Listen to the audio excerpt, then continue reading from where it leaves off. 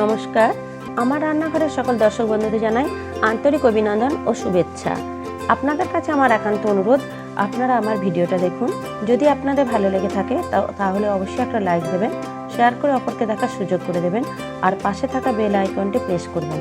তাহলে আমার নতুন ভিডিও আপলোড করার সাথে সাথে তার নোটিফিকেশন আপনারা পেয়ে যাবেন।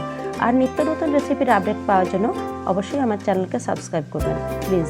চলুন তবে রান্নায় ফিরে আসি। আজ আমি আপনাদের কাছে একটা পুরনো দিনের ট্রেডিশনাল রেসিপি নিয়ে এলাম, ঠাকুরবাড়ির স্টাইলের কাজু মতি পোলাও।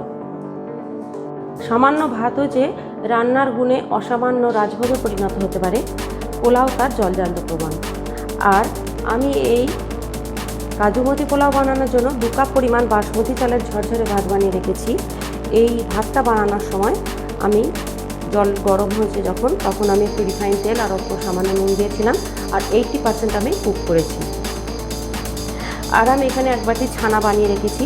এই ছানাটার আমি গুলি তৈরি করে নেব। কাজু মতি পোলাও বানানোর জন্য আমি এখানে 1 বাটি পরিমাণ কাজু বাদাম নিয়েছি, 1 বাটি পরিমাণ কিশমিশ নিয়েছি, এখানে প্রায় 10-12টা আমন্ড বাদাম জলে ভিজিয়ে নিয়ে তারপর খোসাটা ছাড়িয়ে নিয়েছি, 1 বাটি খোয়া ক্ষীর নিয়েছি, এখানে প্রায় 1 টেবিল চামচ চিনি নিয়েছি, এখানে প্রয়োজন মতো নুন নিয়েছি, আর এখানে প্রায় 1 টেবিল চামচ দুধের মধ্যে কেশর ভিজিয়ে নিয়েছি।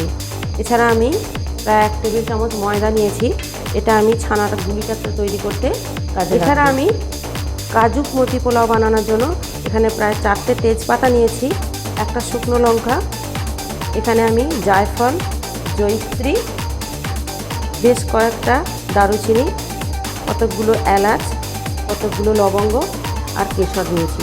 এছাড়া আমি প্রায় 2 টেবিল চামচ এখানে গোলাপ জল আর এখানে কেওড়া জল নিয়েছি। প্রথমে আমি ছানাটার মধ্যে সামান্য পরিমাণ ময়দা, 1 টেবিল চামচ ময়দা আর একটু চিনি দিয়ে ছোটো ছোটো আগে গুলি পাকিয়ে নেব।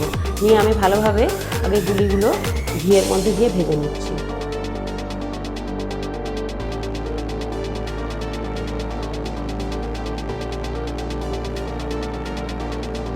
এবার আমি একটা কড়াইয়ে 2 টেবিল চামচ গাওয়া ঘি দিয়েছি, ঘিটা গরম হয়ে গেছে।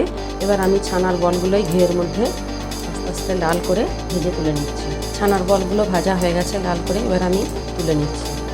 আর 1 টেবিল চামচ গাওয়া ঘি দিয়ে দিয়েছি। এবার আমি কাজু বাদামটা ফ্রাই করে তুলে নিচ্ছি। কাজু বাদাম ফ্রাই করে তুলে নেওয়ার পর এবার আমি আমন্ড বাদামগুলো ফ্রাই করে তুলে নিচ্ছি। আমন্ড বাদাম ফ্রাই হয়ে গেছে, এবার আমি কিশমিশটা দিয়ে ফ্রাই করে তুলে নিচ্ছি। কিশমিশ দেখুন ফুলে উঠেছে, কিশমিশ ভাজা হয়ে গেছে। ভাজার পর এবার আমি খোয়া ক্ষীরটা একটু ফ্রাই করে নিচ্ছি।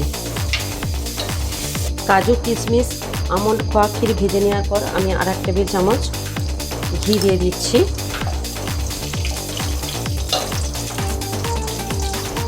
এবার আমি এক এক করে তেজপাতা, শুকনো লঙ্কা আগে ফোড়নটা দিয়ে দিলাম। শুকনো লঙ্কা, তেজপাতা নেড়ে ছেড়ে এবার আমি এক এক করে দারুচিনি, এলাচ, লবঙ্গ,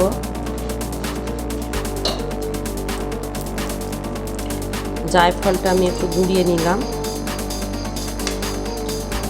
আর জয়িত্রী দিয়ে দিলাম। খুব ভালোভাবে ভাজা হয়ে গেছে। এবার আমি ভাতটা আস্তে আস্তে মিশিয়ে দিচ্ছি।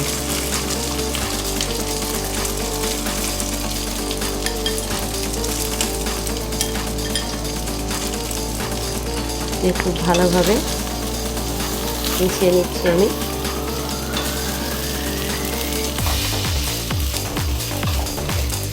সমস্ত ভাজা মশলার সাথে ভাতটা একটু নেড়ে চেড়ে নিয়ে এবার আমি প্রয়োজন মতো একটু নুন দিয়ে দিচ্ছি।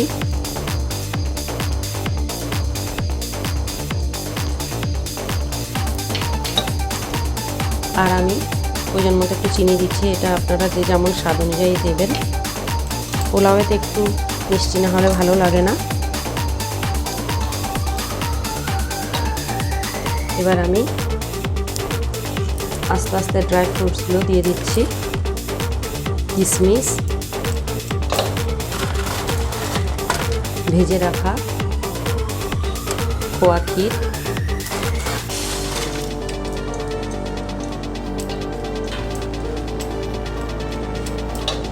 আমন্ড, কাজু,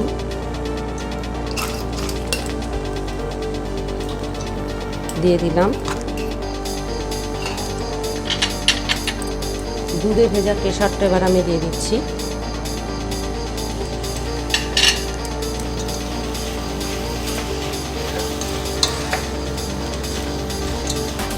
এবার আমি ছানার বলগুলো উপরে আস্তে আস্তে দিয়ে দিচ্ছি।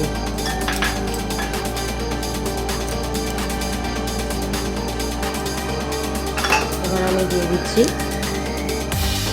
গোলাপ জল, আর দিয়ে দিচ্ছি প্রয়োজন মতো কেওড়া জল।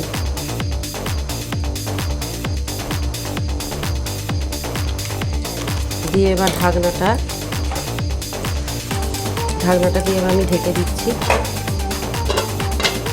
এবার গ্যাসে আমি একটা তাওয়া বসিয়েছি, তার উপরে আমার পোলাওটা পাত্রটা এভাবে বসিয়ে দিলাম, দিয়ে 15 মিনিটের জন্য আমি দমে গ্যাসটা ধিমে আঁচে দিয়ে রান্না হতে দিলাম। 15 মিনিট দমে রান্না হওয়ার পর আমি এলাম। এবার আমি ঢাকনাটা খুলছি, অপূর্ব সুন্দর সুগন্ধ উঠেছে। এবার আমি গ্যাসটা বন্ধ করে দিলাম। একদম তৈরি হয়ে গেল আমার রেসিপি কাজু মতি পোলাও। আমি গরম গরম সার্ভ করছি। দেখুন কত সুন্দর দেখতে হয়েছে আর ভীষণ সুন্দর সুগন্ধ উঠেছে। আপনারা দেখলেন কত সহজে কত সুন্দরভাবে এই রেসিপি বানিয়ে নেওয়া যায়। আপনাদের যদি আমার এই রেসিপি ভালো লেগে থাকে তাহলে অবশ্যই আপনারা বাড়িতে বানাবেন। কেমন হলো লাগবে কমেন্টসের মাধ্যমে আমাকে জানাবেন আর শেয়ার করে অপরকে দেখার সুযোগ করে দেবেন। এরকম অন্যান্য রেসিপি পাওয়ার জন্য আমার চ্যানেলটি কিন্তু অবশ্যই সাবস্ক্রাইব করবেন প্লিজ। আমি আসছি পরে আরও অনেক এরকম অন্যান্য রেসিপি নিয়ে। ধন্যবাদ, ভালো থাকুন, সুস্থ থাকুন, নমস্কার।